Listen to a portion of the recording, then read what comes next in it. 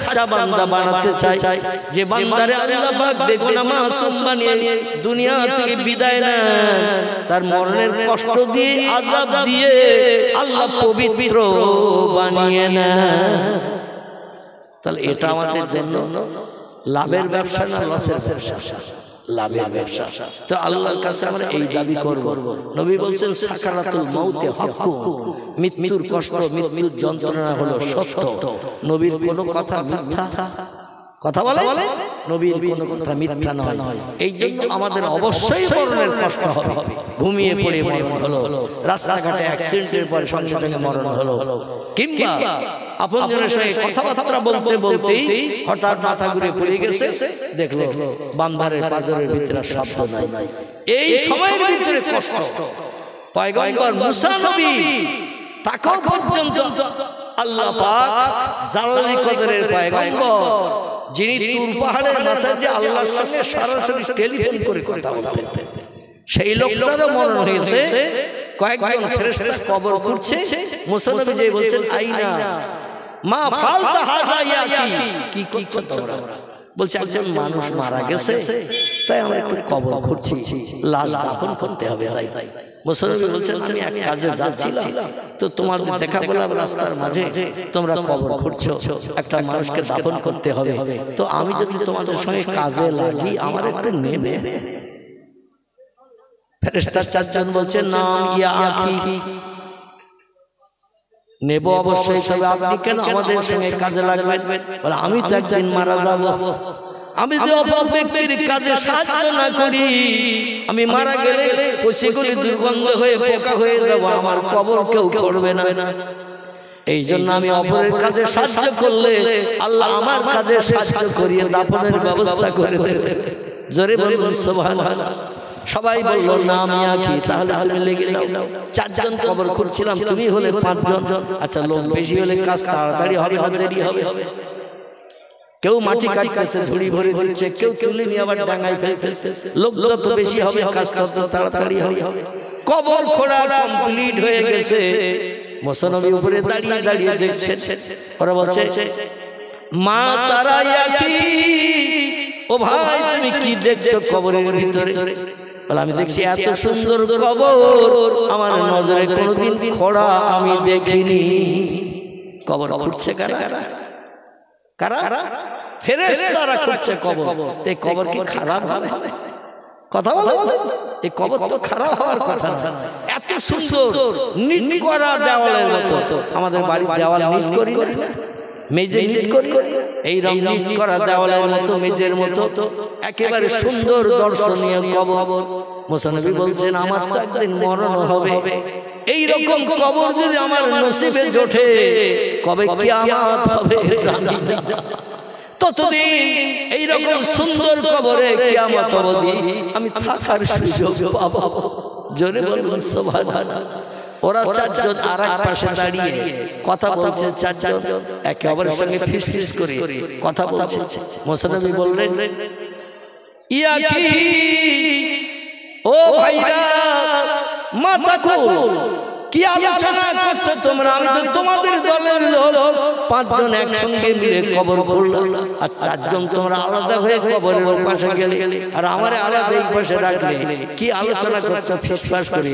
এ ওর কানে বলছো, ওর কানে বলছো, আমি তোমাদের তো সঙ্গী, আমারও একটু জানাও। ওরা চারজন বলছে আপনাকে না জানিয়ে আমরা আলোচনা করছিলাম, কারণ আপনারে জানানোর প্রয়োজন মনে করছিলাম না, তবে আপনি শুনবেন। মুসা নবী বলছেন নাম ইয়া কি, কি আলোচনা চলছে আপনাদের ভিতরে একটু আমরা শোনালে খুশি হই। বলছে ভাই যিনি মারা গেছে সেই লাশ মৃত ব্যক্তি অনেক দূরে তার বাড়ি, আমরা তাড়াতাড়ি কোদাল করুন, যে কোনো জিনিস লাগে কবর করতে সব এনেছি, কিন্তু একটা ভুল করে এসেছি আমরা। বলে কি ভুল করে এসেছে? বলে ভুল বলতে লাশটার মাপ নিয়ে আসি। কবর খোঁড়ার পর উপর থেকে দাঁড়িয়ে দেখছি লাশ বোধহয় ভেতরে ঢুকবে না, শর্ট হয়ে যাবে। উপর থেকে দাঁড়িয়ে দেখছি কবর বোধহয় ছোট হয়ে গেছে। মাপটা যদি নিয়ে আসতাম পাত থেকে মাথা পর্যন্ত, তাহলে আমরা নিশ্চিন্ত মনে হতে পারতাম। তো মুসা নবী বলছেন তো যাও, সেখানে যাও, যে মাপানো বলে যেতে আসতে গেলে অন্তত 1.5-2 ঘন্টার বেশি সময় লেগে যেতে পারে, অনেক দূরে। এই জন্য চিন্তা করছি এত সময় লেট করব। মুসা নবী বলছেন তাহলে তোমরা চারজন আলাদা আলোচনা করে কি সাব্যস্ত করেছো? বলে হুজুর একটা সাব্যস্ত করেছি, তবে বলতে ভয় হয়। মুসা নবী বললেন ওয়ালা তাখাউ বিআখি, কোনো ভয় করি না, নিশ্চিন্তে বলো আমি তোমাদের একদম সহকর্মী। ওরা বলল আপনি যেমন লম্বা চওড়া যেমন দেহওয়ালা, যে লোকটা মারা গেছে সে আপনার মতো এরকম বডিওয়ালা। এই জন্য দূরের পথ যাবো আসবো অনেক সময় লেগে যাবে। এই জন্য আপনি যদি একটু কবরে শুয়ে মামারা দেখিয়ে দেন তাহলে আমরা এখনই কবর খুঁড়ে বাড়ানোর দরকার হলে বাড়াবো, আর যদি ঠিকঠাক হয় লাশ নিয়ে আনবো। মুসা নবী বললেন তাই নাকি? বলে হ্যাঁ। বলে তাহলে তোমরা দেখে নাও আমি কবরে শুয়ে পড়ছি। জোরে বলুন সুবহানাল্লাহ। আচ্ছা, বাপ যখন মারা যায়, মা যখন মারা যায়, ছেলেদের যদি বলা হয় একটু কাপড়ের কাপড় ধরিয়ে কবরে নেমে একটু শুইয়ে দে, ছেলেরা নামতে চায়? এ কথা বলে আপনাকে নামে ছেলে বলে চাচা নাম দেন, দাদা নাম দেয় না, বলাই নাম আমার ফুফু জামাই নাম। ছেলেরা বাপরে নামাবে তাও সাহস পায় না, ভয় করে। এই জন্য ভয় করে নামলে যদি আর উঠতে না পাবি। এইরকম ধারণা আমাদের দেশে মানুষের ভিতরে থাকছে। এরা বলে নামলে যদি আর উঠতে না পারি লোকজন আমারে হয়তো চাপাতে চলে যাবে, ঝামেলার দরকার নাই। চাচারে যদি খানা শাদী হয় 3 বার খাইয়ে দেবো। চাচারে বলি চাচা নাম, দাদারে বলি নাম, চাচারে ভাইরে বলি তুই নাম। নিজের জনম দুঃখী পিতা, জনম দুঃখিনী মাতা, জনম জনম বিদায় নিয়ে কবরে শয়ন করবে। ছেলের হাত বরাবর নামালে এটা ভালো না খারাপ? কারণ আল্লাহ পাক কোরআনে জানিয়েছে ওই ছেলে যখন বাপকে মাকে কবরে নামাবে, যে কঠোর ব্যক্তি তার চোখ দিয়ে পানি বার হবে না। শেষ জীবনের মতো বাপকে কবরে শুয়ে দিচ্ছি, বাপ তার বাড়ি যাবে না, কোনদিন কোনো খাবার এনে দিতে পারবো না, ঈদের সময় কোনো জামা লুঙ্গি দিতে পারবো না, বাপের মুখের মুস্কি হাসি কোনদিন আর দেখতে পাবো না। ভবিষ্যৎ জীবনে আর তোহফা গিফট দিয়েও খুশি করতে পারবো না। যত বড় নিষ্ঠুর ছেলে হোক, বাপের কাপড়ের কাপড় মাথার মুঠাটা ধরে যদি নামায়, ওর অন্তরটা নরম হয়ে যাবে না, অন্তর নরম হয়ে যাবে। চোখের কোনা দিয়ে মাছের মাথার ন্যায় হলো ছোট ফোঁটা পানি বার হবে। আল্লাহ করে বলছি ও দুনিয়ার মানুষেরা তোমরা শোনো, রব্বির খামহুমা কামা রব্বায়ানি সাগীরা। জোরে বলুন একটা আল্লাহু আকবার। আল্লাহ কোরআনে তথ্য কোট করেছে, কোন ছেলে চোখের পানি চোখের কোনা থেকে নাকের ডগা পর্যন্ত কয় ইঞ্চি ডিসটেন্স? চোখের কোনা থেকে নাকের ডগা কয় ইঞ্চি ডিসটেন্স? এখানে 1 ইঞ্চি ধরলেই মনে হচ্ছে কভার হয়ে যাবে। ঠিক ঠিক না? এই চোখের কোনা থেকে নাকের ডগা 1 ইঞ্চি 2 আঙ্গুল যদি লাগাই দেখবেন কভার হয়ে যাবে। চোখের কোনা থেকে বড় ফোঁটা পানি নয়, মাছের মাথার ছোট ছোট ফোঁটা পানি যদি ছেলের চোখ দিয়ে বেরিয়ে যায়, মেয়ের চোখ দিয়ে বেরিয়ে যায়, স্ত্রীর চোখ দিয়ে যদি বেরিয়ে যায়, লাট যখন কবরে নামায় মেয়েরা হাউ হাউ করে কাঁদে না কাঁদে না? কি কাঁদে না কাঁদে না? যেই কবরে নামায় মেয়েরা তাকিয়ে থাকে, আমার জনম দুঃখী পিতা, জনম দুঃখিনী মাতা, আর জনম জনম চলে যাচ্ছে অন্ধকার গহীন করে। নবী বলেছেন আল কবরুন জুলমাতুন আদিকুহু, আল কবরুন বাইতুদ, আল কবরুন আউয়ালুন মিন মানাজিলিল আখিরা। কবর হলো পোকামাকড়ের ঘর, কবর হলো অন্ধকার বদির কারাগার, কবর হলো পরকালের প্রথম নম্বর ঘাঁটি। ওই ঘাটে যাওয়ার পরে পরীক্ষকদের কাছে প্রশ্নের উত্তর যদি 3টি দিতে পারে, কটি বললাম? 3টি, বেশি প্রশ্ন নয়। মাধ্যমিক উচ্চ মাধ্যমিক পরীক্ষা হয়, দেখবেন 2 পৃষ্ঠায় প্রশ্ন লেখা থাকে। ক্লাস 4 5 এর ছেলে মেয়েরা পরীক্ষা দেয়, দেখবেন 1.5 পৃষ্ঠা প্রশ্ন লেখা থাকে।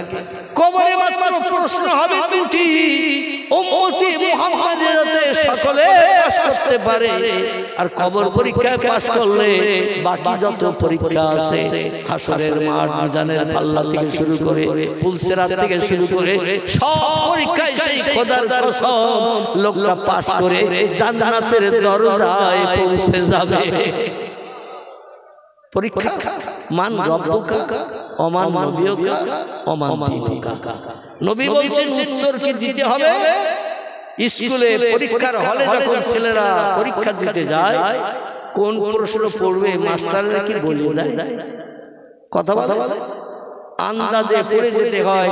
প্রশ্নকারীরা প্রশ্ন করে একটু কড়া কড়া ভাবে যাতে সব উত্তর সহজভাবে দিতে না পারে। কিন্তু বই প্রথম থেকে শেষ পর্যন্ত পড়তে হবে, সে মতো জ্ঞান অর্জন করতে হবে, তাহলে সব প্রশ্নের উত্তর দেওয়া সম্ভব হবে। নবী বলেন আমার উম্মতেরা যাতে কেউ ফেল না করে এই জন্য আমি প্রশ্ন আগে ফাঁস করে দিলাম। জোরে বলুন একটু সুবহান। আর একটু জোরে বলা যাবে না? নবী বলছেন প্রশ্ন ফাঁস করে দিলাম। কি প্রশ্ন হবে বলে দিলাম, উত্তর কথা একটু মুখস্থ করে নাও। কবরে গেলেই পরীক্ষক আসবে মুমকিন নাকি এসে তোমারে বলবে কুম বিইজনিল্লাহ ইয়া আব্দুল্লাহ, আল্লাহর বান্দা আর ঘুমিয়ে থাকলে হবে না। আজরাইল তোমারে ঘুম পাড়িয়ে রেখে গেছে তোমার আপন ঘরে, আর তোমার আপনজন ঘুম পাড়িয়ে রেখে গেছে বলে তোমারে গোসল করিয়ে কাপড় পরিয়ে এই জেলখানার ভিতরে ঢুকিয়ে দিয়েছে। যে জেলখানার দরজাও নাই জানালাও নাই। আল কবরুন জুলমাতুন আদিকুহু, কবর হলো অন্ধকার বধির কারাগার। এখানে কেউ কোনোদিন বাতি জ্বালাতে আসবে না। জোরে বলুন আমিন। নবী বলেন প্রশ্নের উত্তর করা শিখে নাও। আল্লাহু রাব্বি মুহাম্মাদুন নবিয়্যু ওয়াল ইসলামু দীনি। এই তিনটে কথা যদি বলতে পারো পরীক্ষায় তুমি ফার্স্ট ক্লাস। জোরে বলুন সুবহানাল্লাহ। এই তিনটি উত্তর দিতে হবে। যখনই বলবে মান রব্বুকা, তোমার প্রভুকে, সঙ্গে সঙ্গে উত্তর ইংরেজিতে চলবে না, উর্দুতে চলবে না, ফার্সিতে চলবে না, গুজরাটি, পলি, মারাঠি, মালয়ালি কোনো ভাষায় চলবে না, বাংলায় চলবে না, ইংরেজিতে চলবে না, হিন্দিতে চলবে না। প্রশ্ন হবে আরবিতে, উত্তর দিতে হবে আরবিতে। এই জন্য আরবি ভাষা একটু শিখে যাওয়ার দরকার আছে না নাই? যারা আরবির ধারে পাশে যায় না, আরবি পড়ে না, এখানে একটা কোরআনিয়া মক্তব তৈরি হয়েছে। আমি এসে দেখলাম এশার জামাতে নামাজ হচ্ছিল। আমি বাইরে চেয়ারে বসে বসে অপেক্ষা করছিলাম, বাইরে ঠান্ডায়। তারপর কর্তৃপক্ষরা ছেলে বলে হুজুর এখানে বাইরে ঠান্ডা না বসে চল পান্ডার ভিতরে যাই, নামাজ পড়া শেষ হবে বাব। আমি বাড়ি থেকে এসার নামাজ আদায় করে 7টায় 15 নামাজ আদায় করে বেরিয়ে এসেছি। এই সামান্য দিঘির পাড়ারে আপনাদের ফিফা খুব বেশি রাস্তা না, ও 4 চাকা গাড়িতে এসে রাস্তা কম বেশি ভালো। এসে দেখছি তখন এখানে একটু লেট করে সম্ভবত জামাত শুরু করেছে, যার কারণে একটু নামাজ আদায় হতে দেরি হতে বসেছিলাম। তো যেটা আপনাদের কাছে বলতে চাইছি, আল্লাহ পাক রব্বুল আলামিন আমাদের সকলকে পরীক্ষায় ফার্স্ট ক্লাস পাস করানোর জন্য পয়গম্বরের উম্মত যাতে জাহান্নামে না পড়ে এজন্য পয়গম্বর প্রশ্ন ফাঁস করে দিয়েছেন উত্তর মুখস্থ করে যাওয়ার জন্য, যাতে সবাই জান্নাতি হতে পারে। এই পয়গম্বরের মতো পয়গম্বর আর একটা আছে? কথা বলে আছে নাই? কিন্তু এই পয়গম্বর পৃথিবীতে এসেছিলেন ইব্রাহিম নবীর বড় বেটা ইসমাইলের বংশে। জোরে বলুন সুবহান। আসুন এবার সেখানে আপনাদের নিয়ে যাই, একটু মহব্বতে কলেমার জিকির লা ইলাহা ইল্লাল্লাহ, লা ইলাহা ইল্লাল্লাহ, লা ইলাহা ইল্লাল্লাহ মুহাম্মাদুর রাসূলুল্লাহ। আসমান থেকে জমিন পর্যন্ত যতটা ফাঁকা, আর এত বড় একবার কলেমা বলে এত বড় গাছ একটা বানিয়ে দেবে। জোরে বলুন সুবহানাল্লাহ। জমিনে গোড়া, আসমানে তার মাথা, এত বড় তাম পৃথিবী ব্যাপী বেষ্টনী ধরে এই গাছটি দাঁড়িয়ে থাকবে। এটা হলো আপনার আমলনামার থলির সওয়াব। জোরে বলুন সুবহানাল্লাহ। তাহলে কলেমা পড়া ভালো না খারাপ? আর কলেমাই হলো ঈমানদারদের মূল মন্ত্র। আল্লাহ পাকের হাবিব সাল্লাল্লাহু আলাইহি ওয়াসাল্লাম বলেন ঈমানদার আর বেঈমানদের ভিতরে পার্থক্য হলো বেঈমানেরা কলেমা পড়ে না, হিন্দু, জৈন, শিখ, ইহুদি, খ্রিস্টান, কোল, ভিল, নাগা, খাসা, মুন্ডা, আর্য, অনার্য, আদিবাসী, সাঁওতালি এরা কেউ কলেমা পড়ে না, তাই তারা বেঈমান। আর মুসলমানেরা কলেমা পড়ে লা ইলাহা ইল্লাল্লাহ, এক আল্লাহ ছাড়া স্রষ্টা মাবুদ প্রভু আর কেউ নাই, আর মুহাম্মাদুর রাসূলুল্লাহ নবী মুহাম্মদ সাল্লাল্লাহু আলাইহি ওয়াসাল্লাম হলেন শেষ যুগের পয়গম্বর, মহামানব, প্রফেট, মেসেঞ্জার, পথ প্রদর্শক। জোরে বলুন একটু সুবহান।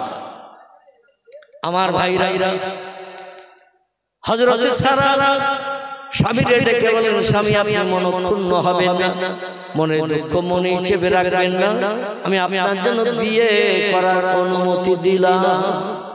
পয়গম্বর ইব্রাহিম বলছে, বিবি, দুনিয়ার মেয়েরা সব জিনিসের ভাগ অপরকে দিতে চায়, একটা জিনিসের ভাগ কাউকে দিতে চায় না, সেটা হলো স্বামী। আমি আবার বিয়ে করলে তো তারে নিয়ে রাতের বেলা বিশ্রাম করব, থাকবো, তারে নিয়ে গল্প গুজব করবো, জীবনের সব শান্তি মিটাবো। আর তুমি আলাদা এক ঘরে থাকবে, এটা তো কোনো মেয়ে চায় না, কিন্তু তুমি কেন অনুমতি দিলে? স্ত্রী বলে, আমি আল্লাহর জাহান্নামের ভয় করি। জোরে বলুন একটু সুবহানাল্লাহ। পয়গম্বর ইব্রাহিম বললেন, বিবি রে, তুমি যখন অনুমতি দিলে আমার বিয়ে করার, তাহলে আমি কিন্তু নিজে দেখে মেয়ে বিয়ে করব না, ও মেয়ে চয়েস করার দায়িত্ব তোমার। জোরে বলুন একটু সুবহানাল্লাহ। তাহলে পয়গম্বরদের জ্ঞান সাধারণ মানুষের থেকে বেশি না কম? এই কথাটা বলতে যে আমি বলছিলাম আল্লাহর কোরআনের কথা, ওমা উতীতুম মিনাল ইলমি ইল্লা কালিলা। ও মানুষ, তোমাদের ব্রেন মগজে যত জ্ঞান, এই জ্ঞান হলো আমার জ্ঞানের কাছে সামান্যতম জ্ঞান। একটুখানি জ্ঞান তোমাদের মগজে দিয়েছি, তাই ভাঙিয়ে চুরিয়ে ক্যালকুলেটর মেশিন বানিয়েছো, রিমোট কন্ট্রোল বানিয়েছো, স্যাটেলাইট বানিয়েছো, ইন্টারনেট বানিয়েছো, উপগ্রহ বানিয়েছো, চন্দ্রযান বানিয়েছো, পাতালের বানিয়েছো, রেডিও, ভিডিও, ভিসিআর, এমনকি এমন একটা মেশিন বর্তমান এখন যুগে বানিয়েছো যার নাম হলো মোবাইল মেশিন। কি নাম? এই মোবাইল মেশিন তৈরি করার কারণে বড় বড় সিনেমা হলগুলো এখন ফাঁকা হয়ে গেছে। এমনকি সিনেমা হলগুলো পর্যন্ত এখন আর জায়গায় দাঁড়িয়ে। ঠিক বললাম না ভুল বললাম? কারণ হাতেই তো সিনেমা হল, মোবাইলে টাচ করলেই তো সিনেমা বেরিয়েছে। এখন আর টিকিট কেটে সিনেমা হলে ঢোকার দরকার আছে? যদি বলেন হঠাৎ ঢোকাবে, গোটা 3 সিনেমা হলের নাম করব। বর্তমানে যেখানে ছিল অতীতকালে 20-50-60 বছর ধরে এখন সে জায়গাটা জমি হয়ে গেছে। একটি সিনেমা হলের নাম হলো ফাল্গুনি। আছে না নাই? বসিরহাট মেন রোড দিয়ে বারাসাতে যেতে গেলে তিরমুনি পার হয়ে গেলে ডান পাশে ছিল ফাল্গুনি নাম লেখা। এই দেখতে কোনো অসুবিধা আছে না? নাম লেখা অসুবিধা নেই। কোনটা ভালো জায়গা, কোনটা মাদ্রাসা, কোনটা মসজিদ, কোনটা সিনেমা হল, চোখে দেখলে কোনো দোষ নাই। ফাল্গুনি সিনেমা হল নাম লেখা ছিল। আগামীকাল যে দেখবেন সে হলটা আছে কিনা। আছে, আছে। আল্লাহু আকবার। তাহলে আপনারাই প্রমাণ দিচ্ছেন যে ভেঙে দিয়েছে নাকি? বসিরহাট ময়লা খোলার কাছে একটা বড় সিনেমা হল ছিল, তার নাম ছিল দেবযানী। ঠিক বললাম না ভুল বললাম? আচ্ছা, ওটা আছে না নাই? সেটাও ভেঙে দিয়েছে। এই সিনেমা হল বানিয়েছিল যারা অর্থ আয় করার জন্য। লোকজন আর আসে না, টিকিট কাটে না, কারণ প্রত্যেকের মোবাইলের ভিতরে তো মাল সব ভরা। বেকার কেন টিকিট কেটে পয়সা খরচ করব? একটা টাচ করলেই তো বেরিয়ে যাবে নায়ক নায়িকা, অভিনেতা অভিনেত্রী, হাজার ধরনের জিনিস দেখতে পাবো। যার কারণে দেবযানীও ভেঙে দিয়েছে। একটু সামনের দিকে এগিয়ে চলে, দেগঙ্গা বাজার নাম শুনেছেন? দেগঙ্গা বাজার, দেগঙ্গা বাজারের ডান পাশে একটা সিনেমা হল ছিল, সম্ভবত তার নাম ছিল তারা। কি নাম? তারা। সেটাও পর্যন্ত ভেঙে গুড়িয়ে দিয়ে নতুন বিল্ডিং বানাচ্ছে ব্যবসা করার জন্য। মানে এতে আর লাভ নাই, পট্টা নাই, এই জন্য ভেঙে দিয়ে নতুন করে বিল্ডিং বানানো। এরপরও আগামীতে আরো কত সিনেমা হল ভাঙা পড়বে তার ঠিক নাই। ঠিক বললাম না ভুল বললাম? বাংলাদেশে যশোর একটা বড় সিনেমা হল আছে, আপনারা কম বেশি জানেন। আমি অদম 8-9 বছর বাংলাদেশে একটানা গিয়েছিলাম এবং 64টা জেলার ভিতরে আল্লাহ অধমকে 52টার মতো জেলা আল্লাহ 9 বছরের ভিতরে অধমকে ঘোরানোর সুযোগ দিয়েছি। অধমকে ঘুরিয়েছিলেন, বাকি ছিল 12টার মতো। 64 থেকে 52 গেলে কত থাকে? 64 থেকে 52 গেলে 12 থাকে। এই 12টা জেলা আমার আর ঘোরা হয় নাই। মাঝখানে আল্লাহ কঠিন রোগ অধমকে দিয়েছিলেন। আপনারা কম বেশি মোবাইলের মাধ্যম দিয়ে ফেসবুকে দেখতে অনেকে পেয়েছেন, যাদের মোবাইল নাই খবর শুনে অনেকে বুঝেছেন। 3 বছর কঠিন রোগ আক্রান্ত ছিলাম। 3 বছর কাল, 2.5 বছর শুধু কলকাতায় একদিন বাদ একদিন আমাকে ডায়ালিসিস করতে যেতে হয়েছে। রক্ত শোধন করে পানি আলাদা করে রক্তগুলো আবার দেহের ভিতরে ঢুকানো, বাম হাতে চ্যানেল, গলায় চ্যানেল, বুকে চ্যানেল, এই 3 জায়গায় চ্যানেল করার পর 2.5 বছর হয়ে গেল। 3 বছর কঠিন রোগ আক্রান্ত ছিলাম। এমন কোন জায়গায় আমি যাই নাই যেখানে লোক তথ্য দিয়েছে অমুক জায়গায় যাও, কিডনি রোগ সেরে যেতে পারে। প্রত্যেকটি মানুষের কথার মর্যাদা দিয়ে সব জায়গায় গিয়েছি। এমনকি জেনারেশনে যারা রোগী ট্রিটমেন্ট করে, ওই যে আকারপুর সেখানেও পর্যন্ত আমি গেছি। যে দেখি সব বেকার, কোনো লাভ নাই। শেষ পর্যন্ত ডাক্তারি ফর্মুলায় কিডনি ট্রান্সপ্লান্ট করলাম। কলকাতা দেবী শেঠীর হসপিটাল, মুকুন্দপুর হসপিটালের নাম হলো আর.এন. টেগোর। গত 18ই জানুয়ারি 2024, এখন 2025 পড়েছে। মানে 1 বছর 1 মাসের 5 দিন 7 দিন হয়েছে আমার কিডনি ট্রান্সপ্লান্ট হয়েছে। পেটে এই পাঁজরের কাঠির কাছ থেকে একেবারে কুস্কি পর্যন্ত 21টা সেলাই, পুরো পেট ফেড়িয়ে একজনের পেট থেকে কিডনি কেটে নিয়ে আম গাছের কলম বাঁধা মতো আমার কিডনির গায়ে ঝুলিয়ে দিয়েছে। আমার যে 2টি কিডনি ছিল, 2টাই ডায়ালিসিস। 24 ঘন্টায় 1 ফোঁটাও পেশাব হতো না। যা পানি খেতাম সব দেহে জমে যেত, হাত ফুলে যেত, মুখ ফুলে যেত, পা ফুলে যেত। তাই একদিন বাদ একদিন আমাকে কলকাতা যেতে হয়েছে। বাড়ি থেকে বেরিয়ে বাড়ি ফিরতে সময় লাগতো 9 ঘন্টা, 9 ঘন্টা। কোনদিন 9 ঘন্টা, আর যেদিন রাস্তায় যানজট থাকতো, ঘটকপুকুর, ভোজের হাট, এরকম জায়গায় যানজট বেশি হয়, তো তখন 2-5-10 মিনিট একটু বেশি সময় লেগে যেত। 9.5 ঘন্টার কাছাকাছি সময় লেগে যেত একদিন বাদ একদিন ডায়ালিসিস করতে। অপারেশনের পরে সব নল টল সব খুলে দিয়েছে। সব খুলে দিয়ে এখন আমার আপনাদের মতো সাধারণ মানুষ বানিয়ে দিয়েছে। আমি গত কার্তিক মাসের 2 তারিখ থেকে টুকটাক একটু প্রোগ্রামে বার হচ্ছি। প্রতিদিন নয়, 2 দিন, 1 দিন, 3 দিন, 4 দিন পর প্রোগ্রাম করছি। তবে এখন এই সামনে রমজান মাস আসতেছে, এই কারণে একটু জলসা, একটু চাপ পড়ে গেছে। গতকাল জলসা ছিল, আজকে আগামীকাল সম্ভবত আপনাদের ওই ঝিঙ্কার পাশে কাছাকাছি ওখানে প্রোগ্রাম আছে। তো যাই হোক, যেটা বলতে চাচ্ছি, আল্লাহ আপনাদের মতো হাজার হাজার লক্ষ লক্ষ মানুষের খাস দোয়ার ব্যবহার করতে। আমার কিছু ভক্ত অনুরক্ত আছে, তার রাতের বেলা আমার ওয়াজ না শুনে ঘুমায় না। বালিশের পাশে মোবাইল ছেড়ে দিয়ে কোথায় রিয়াদ, কোথায় কুয়েত, কোথায় সৌদি আরব, কোথায় জেদ্দা, কোথায় মালয়েশিয়া, এই সমস্ত জায়গায় আমার ভক্তরা থাকে, কাজকর্ম করতে গেছে, তারা ব্যবসা বাণিজ্য করতে গেছে। তারা ফোন করে রাত 2, 2:30, 3টের সময়। ওদের কাছে তখন তো রাত না, ওদের কাছে দিন। তো ফোন করে বলে, হুজুর আপনার জন্য আমরা কেঁদে কেঁদে দোয়া করি, আপনার খুব ফ্যান, আমরা আপনার ওয়াজ শুনি। অধম আমি এখানে আমার আত্মসম্মান মর্যাদার কথা বলতে চাচ্ছি না, খোদার কসম তারা যেটা বলে সেটা বলছি। আপনাদের এলাকার কিছু মানুষ আমার ভক্ত আছে, তো তারা অধমের জন্য দোয়া করেছে। আল্লাহ বলছেন, ফালিয়াদহাকু কালিলা ওয়ালিয়াবকু কাসীরা। ও বান্দা বান্দীরা, আমার কাছ থেকে যদি কিছু পেতে চাও, সমস্যার সমাধান পেতে চাও, দুঃখ দুর্দশা নিবারণ করতে চাও, সংসারে উন্নতি পেতে চাও, রোগ বেমারি থেকে যদি নিষ্কৃতি পেতে চাও, 2টি কাজ একটু কম বেশি করে নাও। কটি বললাম? 2টি কাজ একটু কম বেশি করে নাও, তাহলে আমার রহমত, আমার করুণা, আমার দয়া তোমরা প্রাপ্ত হবে। আমি কোরআনের তত্ত্ব কোট করে দিলাম। কোরআনের কথা সত্য না মিথ্যা? কোরআনের কথাগুলো সত্য। আল্লাহ 2টি কাজ একটু কম বেশি করতে বলেছেন। কাজ 2টি কি একটু বলি না অন্যদিন এসে বলবো? হ্যাঁ, তাহলে তো আপনারা চালাক শ্রোতা দেখছি।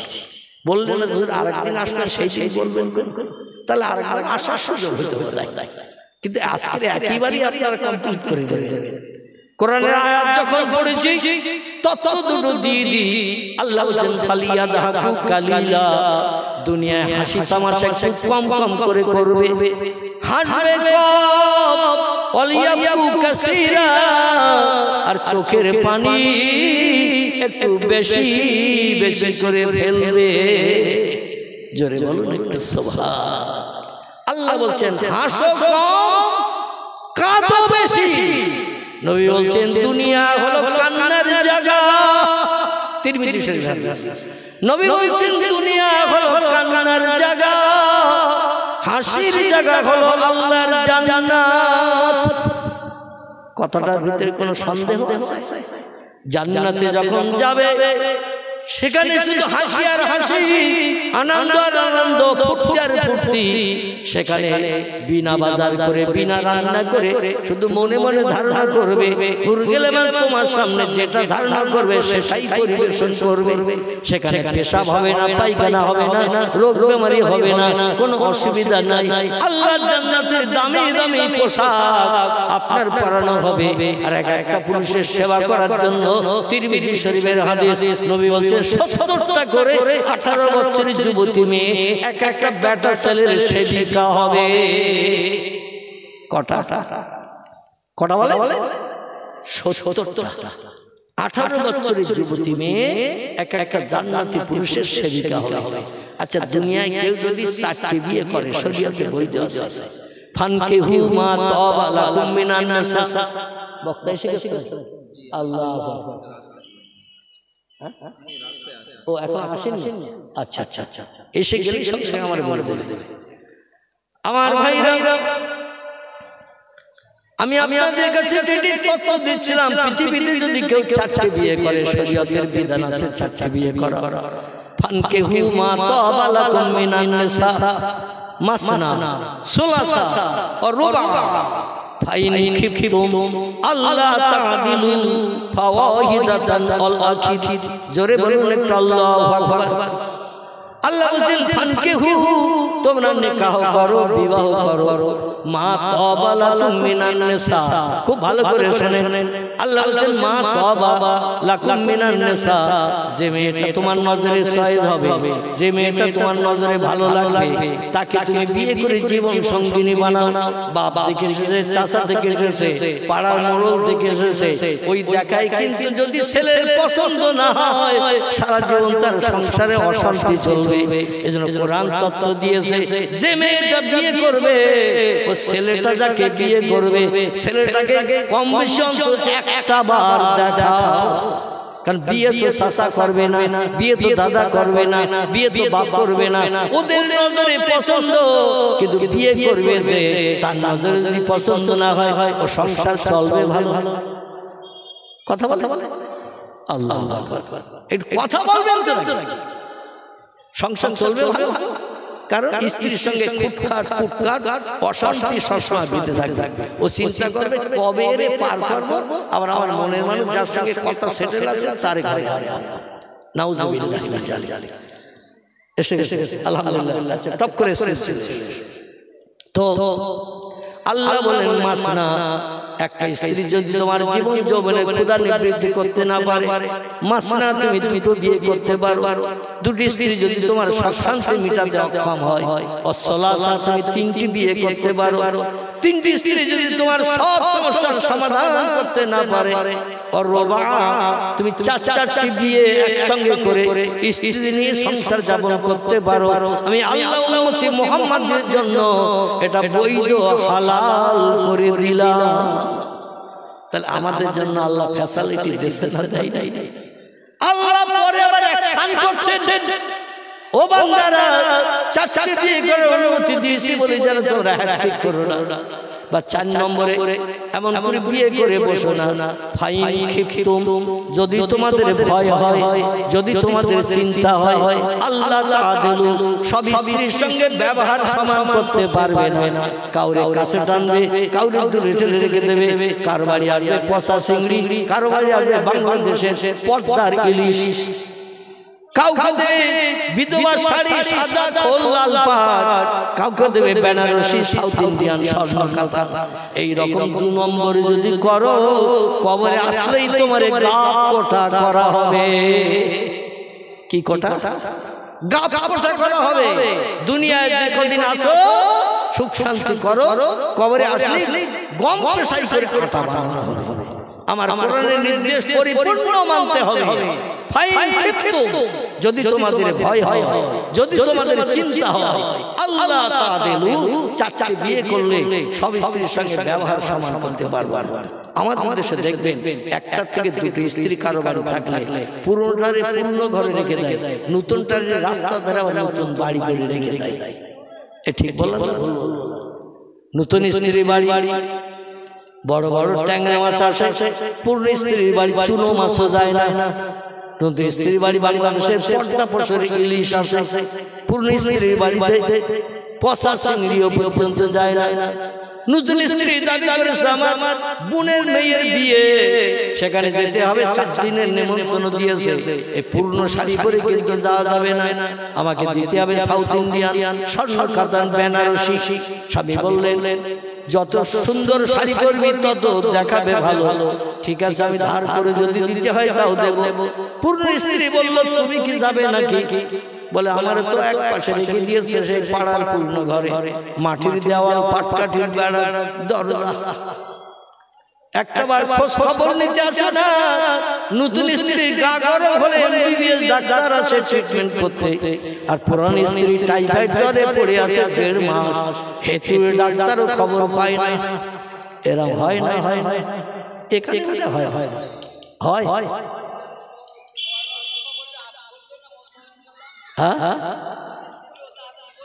আচ্ছা এখন বলবো তো, পিছনে বক্তা আসছে, দিচ্ছি ইনশাআল্লাহ, ধরে দিচ্ছেন যখন কিছু তথ্য দিচ্ছি আমার ভাইরা। এই পৃথিবীতে যারা 4টি বিয়ে করে, চায়ের দোকানে বসে আছে রাত 11:30 পর্যন্ত। দোকানদার বলে শীতকাল, খরিদ্দার নাই, ঠান্ডায় কেন বসে থাকবো, চল মিন্টু বাড়ি যাই। মিন্টু চল বাড়ি যাই, রাত 11:30 বেজে গেছে আর খরিদ্দার নাই, বেকার ঠান্ডায় বসে থেকে লাভ নাই, চল বাড়ি যাই। মিন্টু বলে চাচা তুমি বাড়ি যাবে যাও, আমি তোমার এই বেঞ্চিতে সারা রাত কাটাবো।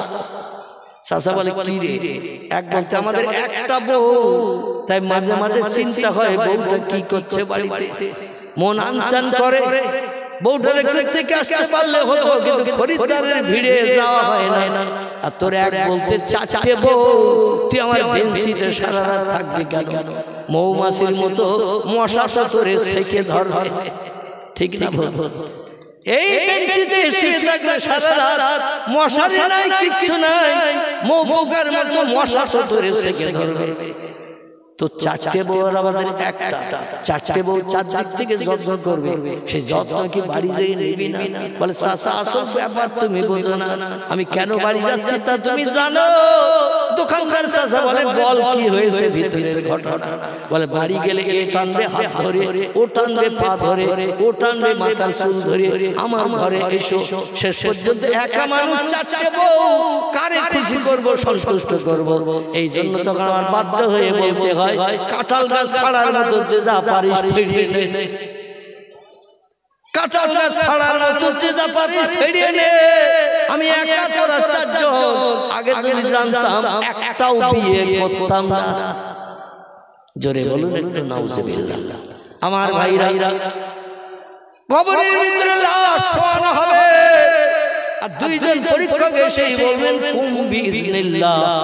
ও আল্লাহর বান্দা, পূর্বে যেমন জিন্দা অবস্থায় দুনিয়ায় 72 বছর বেঁচে ছিলে, 85 বছর বেঁচে ছিলে, 70 বছর বেঁচে ছিলে, আজরাইল চাবি মোড়া দিয়ে দেহ থেকে প্রাণ বার করে দিয়েছে। যার যার আপনজন তুমি পৌঁছে যাবে বলে আত্মীয় স্বজনের কাছে টেলিফোন করে খবর দিয়ে দিল আসরে নামাজ বাদ জানাজা হবে, যদি পারো তার আগে এসো, অন্যথায় মরা বাবার মুখ তোমার দেখা হবে না। কেউ খবর শুনে দৌড়িয়ে আসলো, যাদের সঙ্গে মহব্বত প্রেম ভালোবাসা তার বাবা ছিল, ও সময়ের দিকে লাথি মেরে কাজকর্ম পরিত্যাগ করে দৌড়িয়ে ছুটে এসেছে। গোসল করানো হলো, কাপড় পরানো হলো। এবার মসজিদের ইমাম সাহেব কিংবা হাফেজ সাহেব মাওলানা সাহেবকে জানাজা নামাজ পাঠ করানো হলো। জানাজা নামাজ পাঠ করি এবার জীবনের ওই গাড়ি প্রত্যেককে চাপতে হবে, প্রত্যেককে চাপতে হবে। এই গাড়িটার নাম কি? আলহামদুলিল্লাহ, এই গাড়িটার নাম হলো খাটিয়া গাড়ি। অধিকাংশ মসজিদে আছে না নাই? অধিকাংশ মসজিদে আছে। বিনা সেলাইয়ের কাপড় পরিয়ে আপনাকে আমাকে কাপড়ের দিকে ওদিকে দিয়ে চকলেটের মতো কাপড় মোড়ক করে মাথার দিকে একটা গিরো, মাঝখানে একটা গিরো, পায়ের দিকে একটা গিরো দিয়ে খাটিয়ায় তুলে এবার কবরে নিয়ে যাওয়া হয় না, হয় না? কবরে নিয়ে যাওয়া হলো। কবরের পশ্চিম পাশে রেখে এবার খাটিয়া সাইডের দরজা একটা খুলে দিয়ে নিচে নামিয়ে দিয়ে মাঝখানে একটা কাপড় ভরে দিয়ে এবার কবরে নামানো হচ্ছে। কবরে যখন লাশ নামানো হচ্ছে, বিসমিল্লাহি ওয়া আলা মিল্লাতি রাসূলিল্লাহ, এখানে বোধহয় বলে না, এখানে বলে আলহামদুলিল্লাহ, পৃথিবীর সব জায়গায় বলে বিসমিল্লাহি ওয়া আলা মিল্লাতি রাসূলিল্লাহ। আল্লাহর নামে শুরু করছি, আল্লাহর দ্বীনের উপরে, আল্লাহর ধর্মের উপরে তোমারে সইয়ে দিচ্ছি। আর ও জীবনে বেঁচে থাকতে ধর্ম মেনেছে। সাত দোকানে বসে বসে রাত 11:30 পর্যন্ত থেকেছে। মসজিদে আজান হয়েছে, মুয়াজ্জিন ইমাম আর কিছু মুক্তাদি যারা টুপি মাথায় দিয়ে চলে, মুখে দাড়ি রেখে চলে, হাঁটুর নিচে লম্বা জামা গায়ে দিয়ে চলে, যাদের অন্তরে জাহান্নামের ভয় আছে, এরা জামাত ছাড়ে, কথা বলে, এরা জামাত ছাড়ে না, মসজিদে যায়। এ জীবনে মসজিদ মুখ হয় না। এমনকি কিছু মুসলমান আছে, নাম আব্দুর রহমান, নাম আব্দুল সালাম, নাম আব্দুল মোমেন, নাম আব্দুল করিম, নাম আব্দুল সাত্তার, আল্লাহর নামের সঙ্গে নাম, শুধু শুক্রবার ছাড়া কোনোদিন মসজিদের দিকে ফিরেও তাকায় না। এ ঠিক বললাম না ভুল বললাম? জুমার দিন শুক্রবার ছাড়া মসজিদের দিকে ফিরেও তাকায় না। এরে যদি আল্লাহর রাস্তায় কবরে সরিয়ে দেওয়া হয়, আল্লাহর রাস্তায় থাকবে তো? কি থাকবে তো? কথা বলে। যেই কবরে যাবে আল্লাহ জ্বালাময়ী ফেরেশতারা যারা আল্লাহর হুকুম তামিলে ব্যস্ত, ওয়ায়াফআলুনা মা ইউমারুন, এ আমার রহমতের ফেরেশতারা তোমাদের কঠোর করে বানিয়েছি। মালাইকাতুন গিলাদুন শিদাদ, আল্লাহ কোরআনে তত্ত্ব করে দিয়েছেন, কিছু ফেরেশতাকে নরম ধাতের বানিয়েছি, আবার কিছু ফেরেশতাদের আমি কঠোর কঠিন করে বানিয়েছি। ওই কঠোর কঠিন ফেরেশতারা আসবে ওরই কবরে যে পশ্চিম দিকে ফিরে জীবনে তাকায়নি। আর কর্তৃপক্ষরা কবরে যখন লাশ সইয়ে দেয়, কোন দিকে মুখ করে শোয়? কোন দিকে? কেবলার দিকে। আমাদের এখানে কেবলা কোন দিকে? পশ্চিম দিকে। তো পশ্চিম দিকে লাশের মুখটা করে সইয়ে দেয়। আর বলে মিনহা খলাকনাকুম ওয়া ফিহা নুঈদুকুম ওয়া মিনহা নুখরিজুকুম তারাতান উখরা। জোরে বলেন আল্লাহু আকবার। ইমাম বলে কবরে লাশ রাখা হয়ে গেছে, উপরে বাঁশের চেলি দেওয়া হয়েছে, আর পাশাগুলো বন্ধের জন্য কলার পাতা দেওয়া হয়েছে, তারপরে তার উপরে মাটি দিয়ে চাপা দেওয়া হয়েছে। এখন আমি যদি একা বলি এখানে কতদিন তোমার থাকতে হবে, কতদিন অবস্থান করবে, এই উপরে দাঁড়িয়ে বললে কবরস্থ ব্যক্তি শুনতে পাবে না, কারণ ওখানে বাঁশের চেলি দেওয়া, তার উপরে কলার পাতা দেওয়া, তার উপরে মাটি দেওয়া, 3 পর্দা ওরে আড়াল করা হয়েছে, কবর অন্ধকার বধির বানানো হয়েছে। এই জন্য আমার সঙ্গে তোমরা সবাই মিলে বলো, আমি একা বললে কবরস্থ চাচা শুনতে পাবে না, এজন্য সবাই আমার সঙ্গে বলো মিনহা খলাকনাকুম ওয়া ফিহা নুঈদুকুম ওয়া মিনহা নুখরিজুকুম তারাতান উখরা। এটা বলে না, বলে না?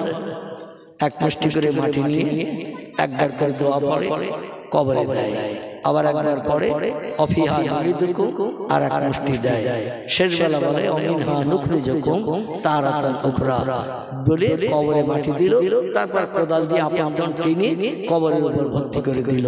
এই নিয়ম চলে তো নাকি? এই নিয়ম চলে। আমার ভাইরা এবার ছেলেরা বলছে হুজুর বাবার তো জনম অন্ধকার কবরে রাখলাম, আপনজন নাতিপোতা তারা বলল বাবার কবরে রেখে বাবা যেখানে শুধু জায়গা তো খালি হয়ে গেল, আমাদের জন্য জায়গা জমি কিনেছে, ব্যাংক ব্যালেন্স রেখে গেছে, ঘর বাড়ি করে গেছে, ও হুজুর একটু ভালো করে দোয়া করে দিন আমার আব্বা যেন কিয়ামত পর্যন্ত জান্নাতের বাগানে থাকে। জীবনে পশ্চিম দিকে ফিরে তাকায়নি, পশ্চিম দিকে ফিরে একটু সেজদা করেনি, জীবনে কলেমা পড়ার সময় পায়নি, রমজানের রোজা রাখার সময় পায়নি, বলে যাদের ঘরে চাল নাই তারা রোজা রাখে, আমার ঘরে 5 পাটি চাল আছে আমি কেন না খেয়ে থাকবো। কিছু মুসলমান আছে ওরা এইরকম মন্তব্য করে আল্লাহর ফরজ হুকুমের বিরুদ্ধে। ঠিক বললাম না ভুল বললাম? কিছু মানুষ এইরকম মন্তব্য করে যার ঘরে চাল নাই সে রোজা থাকে, আমার ঘরে চাল আছে 5 পাটি, পুকুরে 3 কেজি ওজনের মাছ আছে, 4 বছর ধরে পুষেছি, মাছ ভরবার খাবো কেন না খেয়ে থাকবো। আল্লাহ বলে আয় কবরে আয়, যেখানে তোর আপনজন কেউ একবার ফিরেও তাকাবে না, কেউ অবস্থায় আসি একবার দেখতেও আসবে না, ওখানে কিয়ামত পর্যন্ত আমার ওই জ্বালাময়ী ফেরেশতাদের দিয়ে অ্যাকশন চালানো হবে। তিরমিজি শরীফের হাদিস, আপনজন লাশকে দাফন করে 40 কদম, পায়ের এক ধাপকে 1 কদম বলা হয়, 40 কদম ধাপ কেটে যখন বাড়ির দিকে আসবে, আচ্ছা কবরে কবরস্থ ব্যক্তিকে কবর দিয়ে সবাই থাকে না বাড়ি যায়? হ্যাঁ বাড়ি যায়, কেউ থাকে না, আহারে কেউ থাকে না। বলে ও চাচা ও দাদা, ইমাম সাহেব বললে আপনি শুনতে পাবেন না, কারণ 3 পর্দা উপরে দিয়ে আপনার অ্যাটাক করা হয়েছে, ইমাম একা বললে শুনতে পাবেন না, এখানে তো মাইক থেকে লাগানো হয় না, এজন্য সবাই মাইকের মতো আওয়াজ করে বলছি মিনহা খলাকনাকুম, এই মাটি দিয়ে আল্লাহ তোমারে পূর্বে বানিয়েছিল, অফিহা নুইদুকুম, আবার সেই মাটির গর্তে তোমারে আমরা রেখে গেলাম, অমিনহা নুখরিজুকুম, এই মাটির গর্ত কিয়ামত পর্যন্ত তোমার জন্য চিরজন্মের বাগান বানিয়ে দিলাম। ও চাচা যতদিন কিয়ামত না হবে, ইজা তাকুমুস সাআত, যতদিন দুনিয়া ধ্বংস না হবে, ইজা তুলিয়াস শামসে মাগরিবিহা, যতদিন পশ্চিম দিক থেকে সূর্য উদয় না হবে, অগুরবে শামসে মাশরিকিহা, পূর্ব দিকে যতদিন সূর্য অস্তমিত না হবে ততদিন এই কবরে তোমারে থাকতে হবে। তবে শোনো, অমিনহা নুখরিজুকুম তারাতান উখরা, কবর থেকে সব মানুষ যেদিন উপরে উঠবে সেদিন তুমি দেখতে পাবে তোমাকেও কবর থেকে উঠতে হবে। চিরস্থায়ী বসবাসের জায়গা কবর নয়, কিয়ামত পর্যন্ত অবস্থানের জায়গা। আল্লাহ এখান থেকে সব ব্যক্তিকে জিন্দা করে উঠাবে। আল্লাহ কোরআনে বলছেন ফাহিয়াকুম সুম্মা ইউমিতুকুম সুম্মা ইহয়িকুম সুম্মা ইলাইহি তুরজাউন। জোরে বলুন একটু আল্লাহু আকবার। আল্লাহ ও বান্দারা, তোমার বাপ মায়ের সঙ্গে যখন তোমার বিয়ে হয়নি, কোথায় ছিলে তুমি আবুল কালাম, কোথায় ছিলে তুমি আব্দুর রহমান, কোথায় ছিলে তুমি মিন্টু পিন্টু, তোমাদের নাম নিশানা গন্ধ। বাপ মায়ের যখন বিয়ে হয়নি, পৃথিবীর বিজ্ঞান দর্শন ইঞ্জিনিয়ার কেউ তথ্য দিতে পারবে না ছিলে কোথায় তুমি, আমি আল্লাহ ওটা জানি। ফাহিয়াকুম, স্বামী স্ত্রীর মিলনে এক ফোঁটা নাপাক দুর্গন্ধ পচা পানির মাধ্যম দিয়ে মায়ের রেহেমের ভিতরে তোমার স্ট্রাকচার বানিয়েছে। 9 মাস 10 দিন সময় নেই দেহটা পরিপূর্ণ করে এক নিকৃষ্ট জায়গা দিয়ে, দুর্গন্ধ পচা জায়গা দিয়ে আমি আল্লাহ দুনিয়ার মুখ তোমারে দেখিয়েছি। ফাহিয়াকুম, এবং শুধু দেখাই নাই, জিন্দা করে মায়ের উদর থেকে তোমারে পৃথিবীর মুখ দেখিয়েছে। ও বান্দা, এই পৃথিবী তোমার চিরস্থায়ী বসবাসের জায়গা নয়। সুম্মা ইউমিতুকুম, আবার একদিন তোমার মরণ ঘটানো হবে আজরাইল দিয়ে। কারে দিয়ে? আজরাইল দিয়ে তোমার মরণ ঘটানো হবে। সব সৃষ্টির প্রাণরাশির দায়িত্ব আমি আজরাইলকে দিয়েছি, কারণ ওর মনটা একটু কঠোর, ওর মনটা একটু শক্ত। এই জন্য কোন মানুষের প্রাণ হ্রাস করতে গেলে মানুষেরা কাঁদে, মাথার চুল ছেড়ে হাউ হাউ করে। ও কোনো কিছুই দেখবে না, কারো দিকে দয়া করে তার বাপের মারে ছেড়ে দিয়ে যাবে না। যখন যাবে চাবি মোড়া দেবে, তার একটু কঠোর করে বানিয়েছি এই জন্য যে জিবরিল আমিন পৃথিবীতে গেল মাটি আনতে, মাটির কান্নার দিকে ফিরে গেল। মিকাইল পৃথিবীতে গেল মাটি আনতে, মাটির কান্নার দিকে ফিরে গেল। ইসরাফিল পৃথিবীতে গেল মাটি আনতে, আদমের স্ট্রাকচার বডি বানানোর জন্য। ইসরাফিল মাটির কান্নার দিকে ফিরে চলে গেল। মাটি বলল তোমাদের কোনো অন্যায় করিনি, তোমাদের কোনো ক্ষতি করিনি, তোমার সঙ্গে শত্রুতা করিনি, তোমার কোনো মালমাত্তা আত্মসাৎ করিনি, আমার কেন কষ্ট দেবে? এই তামাম পৃথিবীর জমিন আমার বডি, যেখান থেকে ছিঁড়ে নেবে আমার কষ্ট লাগবে, ঠিক না ভুল? আমাদের টোটাল বডি যে কোনো জায়গা থেকে এক খামসা কেটে নিলে কষ্ট লাগবে না লাগবে না? দরদ লাগবে না লাগবে না? মাটি বলে আমার দরদ লাগবে, তোমার কোনো ক্ষতি করি না, আমার ক্ষতি করিও না। সব ফেরেশতা মাটির কান্না দেখে ফিরে চলে গেল আসমানে। আল্লাহ বলেন আমার হুকুম তামিল করেছো? ওরা বলল লা ইয়া রব্বি, পারি নাই। মাটির কান্না দেখে মনে দয়া হলো, ফিরে চলে এসেছে। আল্লাহ বলে আমার শক্তি মেটবে না। ও আজরাইল মালিকুল মউত, তুমি কি পারবে পৃথিবী থেকে এক খামসা মাটি আনতে? কারণ জেনের আমার ইবাদত করে না পৃথিবীতে, এই জন্য আমি জেনের ইবাদত আর পছন্দ করি না। মারামারি কাটাকাটি অশান্তি করে, রক্তক্ষয়ী সংগ্রাম করে, এমন করে তারা হিংসা বিদ্বেষ করে, একে অপরের ক্ষতি করে, কত জিনেদের প্রাণ নাশ করে, এমন কি তারা ব্যভিচার পর্যন্ত করে। যেমন জেনারা এখনো পৃথিবীর মানুষের সঙ্গে আসর করে এদের ইজ্জত লুণ্ঠন করে, বেহুশ করে দিয়ে। জোরে বলুন একটু নাউজুবিল্লাহ। আল্লাহ বলেন জিনের ইবাদত আমি আর চাই না। জিন পাঠিয়ে আমার বেকার হয়ে গেছে, তো আমি কাদামাটি দিয়ে একটা সৃষ্টি বানাবো, তারা আমার ইবাদত করে খুশি করবে, দুনিয়া বানানোর সার্থকতা দান করবে। ফেরেশতারা বলল ক্বালু ইয়াসতাকুদ্দিমা ওয়া নাহনু নুসাব্বিহু বিহামদিকা ওয়া নুকাদ্দিসু লাক। ও আল্লাহ যদি একটু অনুমতি দেন কিছু বলি।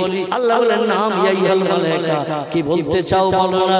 ফেরেশতারা বলে আল্লাহ জিনেদের মতো মানুষ বানিয়ে যখন পৃথিবীতে পাঠাবেন, ওরা মারামারি করবে, কাটাকাটি করবে, অশান্তি করবে, মানুষ মানুষের মার্ডার করবে, ওরা ব্যভিচারী করবে, চরিত্র নষ্ট করবে, আর পৃথিবীতে রক্তক্ষয়ী সংগ্রাম করে পৃথিবী এমন করে ওরা উজাড় করে ফেলবে, ধূলিসাৎ করে ফেলবে, আপনার সম্মান ওরা দেবে না।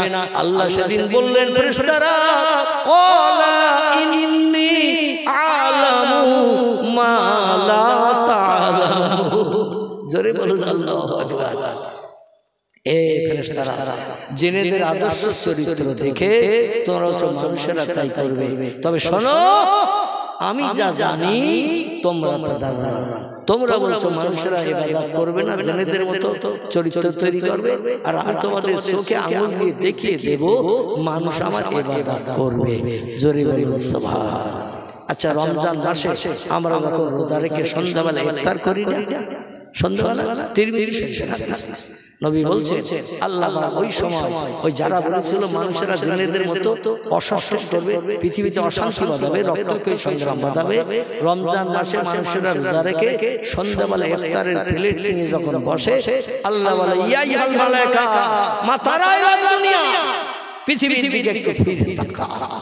ফেরেশতারা নজর করবে, করে দেখবে সব টুপি মাথায় দিয়ে, কারবার মুখে দাঁড়িয়ে আছে, কারবার নাই, পায়জামা পাঞ্জাবি পরিধান করে, লুঙ্গি পরিধান করে সব ইফতারের প্লেট নিয়ে সামনে বসে আছে না নেই? এই ইফতার 10 মিনিট আগে সব ইফতার প্লেট নিয়ে বসে প্লেট। আল্লাহ বলে দেখ, তোরা বলেছিলি মানুষ আমার ইবাদত করবে না, এখন ওরা কারা বসে আছে ইফতারের প্লেট। ফেরেশতারা লজ্জায় পড়ে বলে আল্লাহ ওরা হলো ইনসান, ওরা হলো মানুষ বসে আছে। বলে কি উদ্দেশ্যে? বলে আপনার ইবাদতের উদ্দেশ্যে। আল্লাহ বলছেন সামনে কি? বলে প্লেটে ইফতারি আছে, ও গেলাসে, বলে গেলাসে পানি আছে। আল্লাহ বলছেন এই এক্ষুনি ওরা পানি গেলাস ধরে খেতে পারে না। বলছে আল্লাহ সামনে তো পানি গেলাস, আর পিপাসাও তো লেগেছে, সারাদিন পানি পান করেনি, কলিজা পর্যন্ত শুকিয়ে যাচ্ছে বৈশাখ ষষ্ঠীর গরমে, কিন্তু ওরা পানি পান করেনি, রেখে দিয়েছে। আল্লাহ বলছে কেন রেখেছে? বলে এখনো মাগরিবের আযান হয়নি, তাই। জোরে বলুন একটু সুবহানাল্লাহ। আল্লাহ বলবেন মাগরিবের আযান ধ্বনি হয়নি, মাঝে মাঝে ঘড়ির দিকে তাকাচ্ছে না, বলে নাম ইয়া রব্বি, ঘড়ির দিকে তাকাচ্ছে, বলে বাকি ক মিনিট, বলে বাকি 5 মিনিট। তো 5 মিনিট জঠর জ্বালা নিবারণ করে পিপাসায় মত্ত থেকে ওই 5 মিনিটের অপেক্ষায় চুপ করে পানি নিয়ে বসে আছে যে প্লেট আছে ইফতারের প্লেট ওতে শাক আলু থাকে তরমুজ থাকে পাকা পিবেও থাকে সলাও থাকে শশাও থাকে থাকে না থাকে না ইচ্ছা করে বান্দারা ওদের হাত কি প্যারালাইজড ফেরেশতা বলে লা ইয়া রাব্বি ওদের হাত ভালো বলে ইচ্ছা করে দুটো একটা তুলো খেতে পারতো অন্তত তরমুজ খেলে পিপাসাও মিটতো ক্ষুধাও মিটতো পরে আবার মুয়াজ্জিন আযান দিলে খেতে পারতো খায় না কেন বল ফেরেশতারা তখন বাধ্য হয়ে বলেন আল্লাহ ওরা খাচ্ছে না এখনো টাইম হয় নাই তাই আল্লাহ বলে তাহলে বান্দারা কার হুকুম পালন করছে বলে আপনার হুকুম আল্লাহ বলে তাহলে আমার ইবাদত করছে না ফেরেশতারা বলে আল্লাহ চোখে আঙুল দিয়ে দেখি আমাদের লজ্জা দেবেন না আপনি যেটা জানেন আমরা সেটা জানি না জোরে বলুন একটু সুবহানাল্লাহ নারায়ে তাকবীর একটু মোহাম্মতে জিকির সুবহানাল্লাহ আলহামদুলিল্লাহ লা ইলাহা ইল্লাল্লাহ সুবহানাল্লাহ আলহামদুলিল্লাহ লা ইলাহা ইল্লাল্লাহ লা ইলাহা ইল্লাল্লাহ মুহাম্মাদুর রাসূলুল্লাহ পরীক্ষক মুনকির নাকির কবরে এসে সেই বলবেন কুম বিজনিল্লাহ ইয়া আব্দুল্লাহ সঙ্গে সঙ্গে লোকটার দেহে আবার প্রাণ ফিরিয়ে দেওয়া হবে জোরে বলুন সুবহানাল্লাহ কে দেবে আল্লাহ ওরা বলবেন আল্লাহর হুকুমে তুমি জিন্দা হও ওদের নিজেদের হুকুম না ওরা বলবে কুম বিজনিল্লাহ ইয়া আব্দুল্লাহ আল্লাহর বান্দা আপনি জিন্দা হয়ে যান আল্লাহর হুকুমে সঙ্গে সঙ্গে মরা মানুষ জিন্দা হবে বিশ্বাস হয় আপনাদের যে লোকটি বলবে আমার বিশ্বাস হয় না কুচি গলি মাটির সঙ্গে মিশে যায় লোকটা সঙ্গে সঙ্গে কাফের হয়ে যাবে কি হবে কাফের হবে কারণ আল্লাহ বলেন সুম্মা ইউমিতুকুম জিন্দার পরে তোমাদের মরণ করা হবে আর মরণ না করলে তো আপনজন কবরে দেবে না আর কবরে দেওয়ার পরেই কিন্তু অ্যাকশন শুরু হবে আল্লাহ ফের বলছেন সুম্মা ইউমিতুকুম ওই মরণের পরে কবরে দিল আর জিন্দা হবে না এটা যেন ধারণা করিও না আমি কোরআনের সূরা বাকারায় তত্ত্ব দিলাম সুম্মা ইহয়িকুম আবার তোমাদের কবরে জিন্দা করা হবে আর অতদিন কবরে জিন্দা থাকবে সুম্মা ইলাইহি তুরজাউন যতদিন অপর ব্যক্তিকে কবর থেকে না বার করা হবে সবাইকে যেদিন কবর থেকে বার করব তুমিও সলিমউদ্দিন সেদিন কবর থেকে বেরিয়ে যাবে বেরিয়ে শুধু দৌড়াতে থাকবে পশ্চিম দিকে কোন দিকে পশ্চিম দিকে দৌড়াতে থাকবে আল্লাহ পাক একটি জায়গা বানাবেন হিসাব নিকাশের জায়গা এই জায়গাটির নাম বলা হয়েছে আরাফাত কি নাম আরাফাত নামে একটি জায়গা মক্কার কাবা শরীফ থেকে দক্ষিণ পূর্ব দিকে 14.5 কিলোমিটার